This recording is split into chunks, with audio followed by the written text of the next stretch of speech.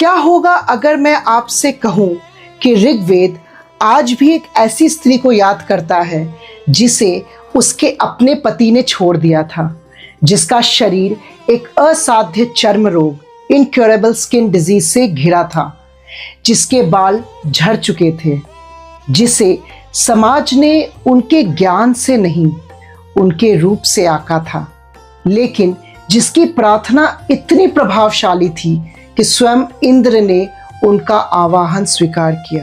महर्षि अत्रि की पुत्री अपाला असाधारण बुद्धि की धनी थी।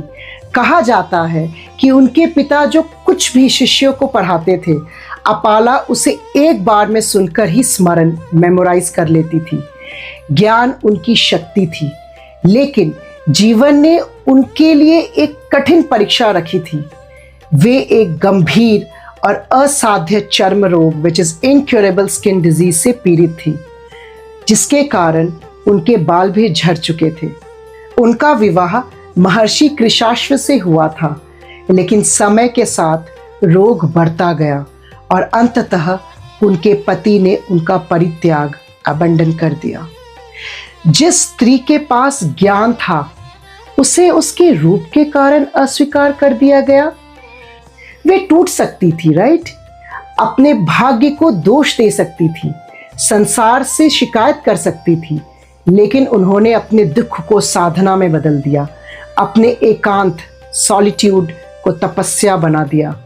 उन्होंने इंद्र का आवाहन करना प्रारंभ कर दिया।